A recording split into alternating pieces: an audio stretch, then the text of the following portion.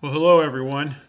I wanted to finish up my lecture material dealing with the three parts of the brain. Hopefully, you've already watched the lecture on the hindbrain and the midbrain.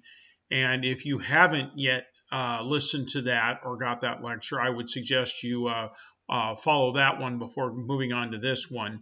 But for now, let me move on to the third and final part of the brain that I'm going to talk about, which is called the forebrain. Now, the forebrain basically covers everything else that we have discussed so far. If you look at the picture here, that which is in the lower portion of the brain is hindbrain and midbrain. That which is at the top, so to speak, is the forebrain. And the forebrain is made up of quite a few different parts. There really are a lot of them, and we're obviously not going to cover them all. But a number of important parts fall into a category known as the limbic system. And as you see there, the limbic system is a group of brain structures, a whole bunch of them that control a great many things. All right, they're located underneath the neocortex. They're hidden somewhat inside, and basically they're involved in memory and motivation and learning and emotion, and actually even more than that.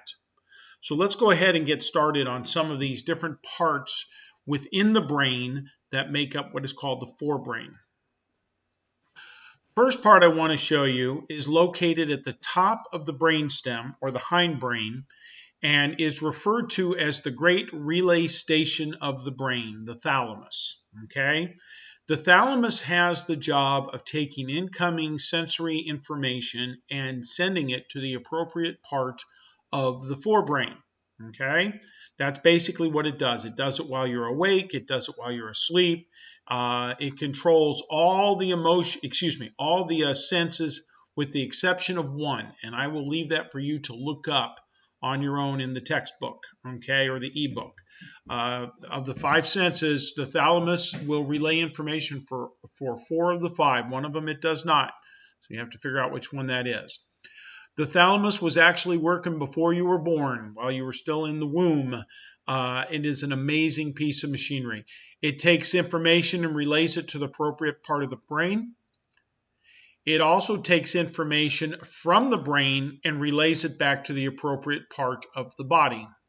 So if you were sitting down outside during the summer and you happen to feel a fly land on your wrist, and so you look down and you have that sensation because it travels up your arm, it travels up your spinal cord and into your brain. And then the brain might send a response right back down through the thalamus, back down to your arm to sort of flip your arm a little bit, move it slightly to get the fly to go away. That would be a very simple example of relaying information to the brain and relaying information from the brain. There's also what is called hypothalamus. Now, the hypothalamus, in regards to the entire brain, is a very small piece of machinery, but it is a very powerful piece of machinery because the hypothalamus is that part of the brain that helps regulate food and water intake, and it even regulates emotions. The hypothalamus basically is that part which creates the sensation of hunger. If you ever find yourself, if you have brothers or sisters or small children of your own, they turn around and say, "I'm starving," okay? Well, at least part of that hunger feeling is coming from the hypothalamus. And if you've ever turned around and had a meal, maybe a big meal, and you find yourself down to maybe 3 bites left, 2 bites left, and you're thinking to yourself, there's just no way I'm going to be able to finish that. That's probably your hypothalamus releasing chemicals into the system to let you know you are full. So it regulates food intake, it regulates water intake, and keep in mind that it even has an impact upon emotions. So these are two of many systems that make up the limbic system. I'm going to talk about more, but those are the first two I'm going to cover. So we're still talking about the limbic system and the components found within. There's also what is called the hippocampus. The hippocampus is part of the limbic system, and simply put, I have it down there, just one word: memory. Okay, the hippocampus influences the formation of memories, the storage of memories, and the retrieval of memories. It is a very important part. And to be honest with you, if you've ever had dealings or know someone who's had dealings with family members, parents, grandparents, friends of grandparents that suffer from dementia or Alzheimer's disease, this is an issue. Okay, the hippocampus sometimes does not function as it once did, and therefore we see a change in memory abilities and stuff like that. So that is a very important part there. We really learn a lot about the brain when it breaks down. And Alzheimer's and dementia, we find sometimes when they've done autopsies that the hippocampus is definitely not what it once was. All right. Near the hippocampus is another part of the limbic system called the amygdala. Some instructors will call this the amygdala. I had one instructor who called it the amygdala, and I had one instructor who referred to it as the amygdala. So, different instructors, different pronunciations. But what the amygdala does is it also handles memories, but it handles memories of fear, okay? Fear memories and fear responses. The amygdala, in essence, is that part of the brain that helps us to know enough to be scared. And it helps us to know enough as to when to get out of a bad situation, okay? And things of that sort. They have actually done research a long time ago on lab rats where they were able to stop the amygdala from working.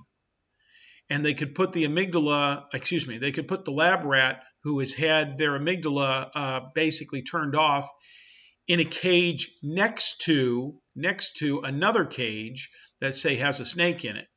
Now, that's one of the big threats to a rat is a snake. But, you don't put them in the same cage, you put them in separate cages. And yet, in that circumstance, the amygdala being turned off, in essence, all right, the lab rat could care less. It doesn't know to be scared of it, and it doesn't respond in a fearful way to it. So that's one of the things the amygdala does, fear responses. Your basal ganglia controls movement. Motor means movement, all right?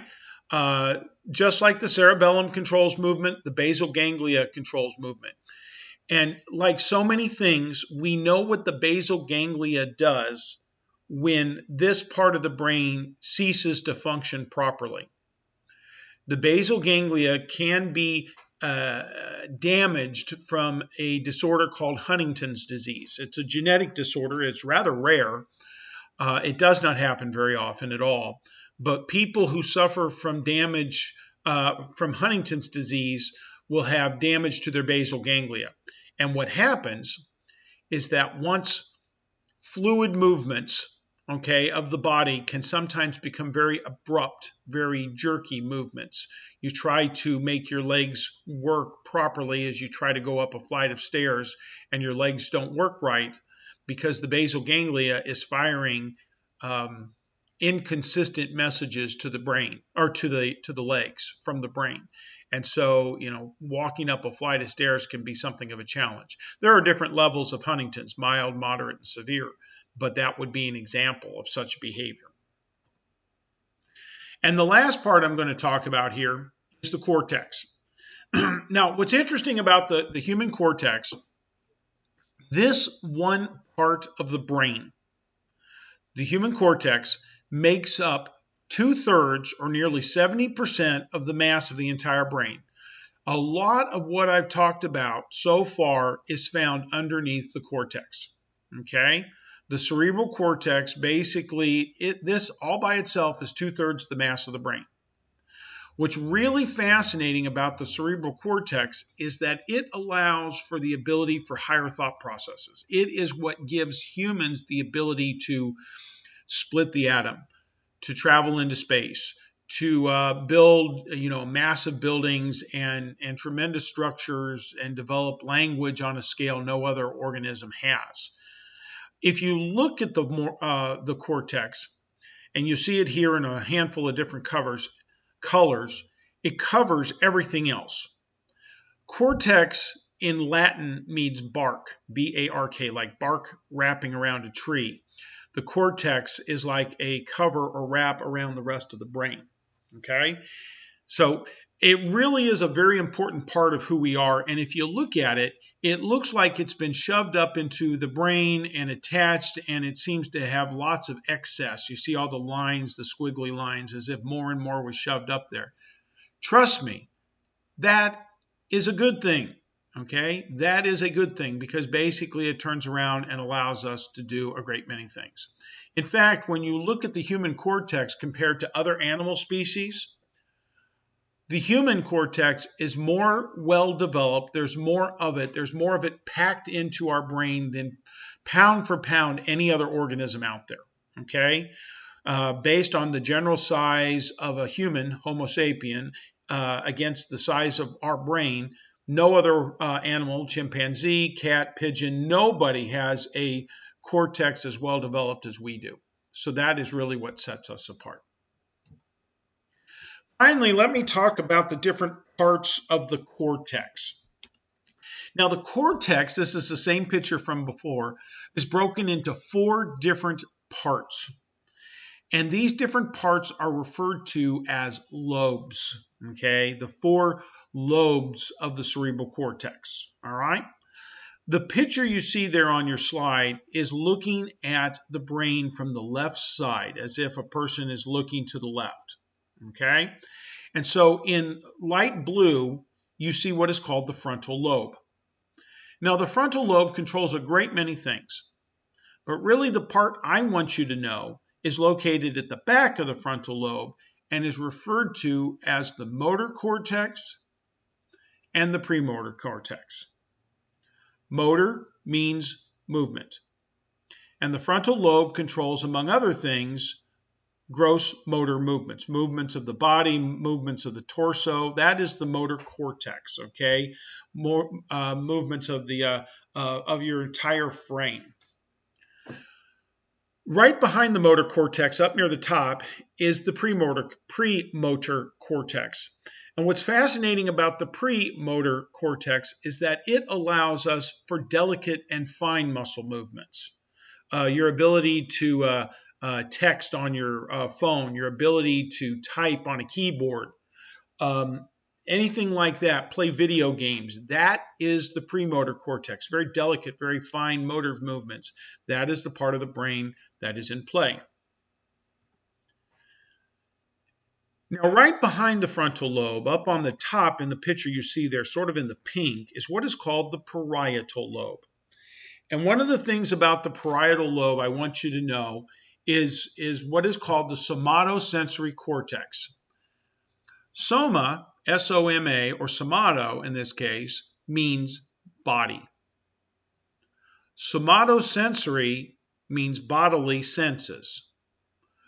The parietal lobe is pretty much the CPU, the computer processing unit for things such as sensations of touch, changes in temperature, feelings of pain. Pain is processed in this part of the brain, the parietal lobes.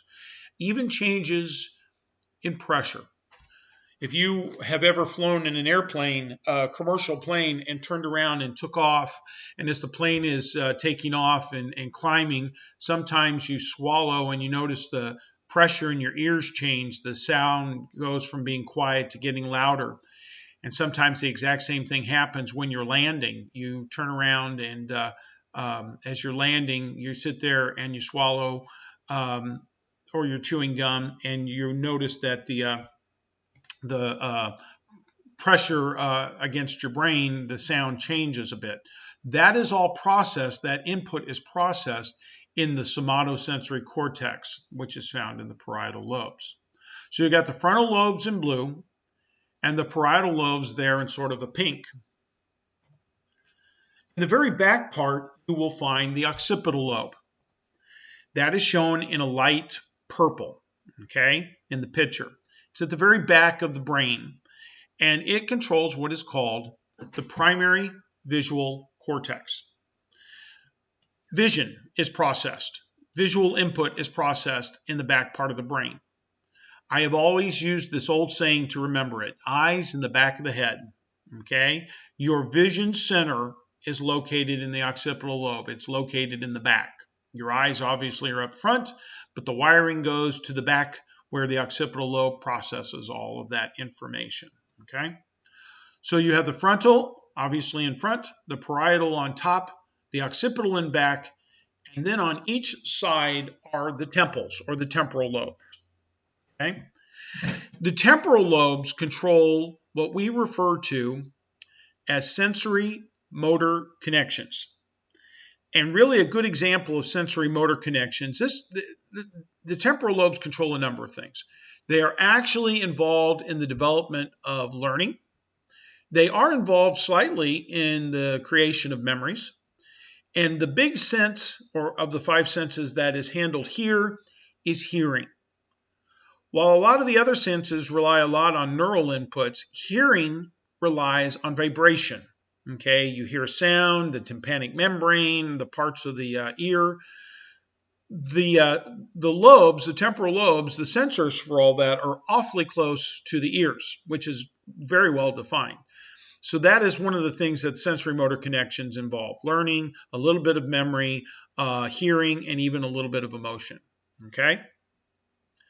All right, that is the biggest parts of the forebrain that I want you to know, including the lobes of the brain. And they are important to know. They will show up on the test. Hope this is helpful. And as always, if you have any questions, please contact me. Thanks a bunch.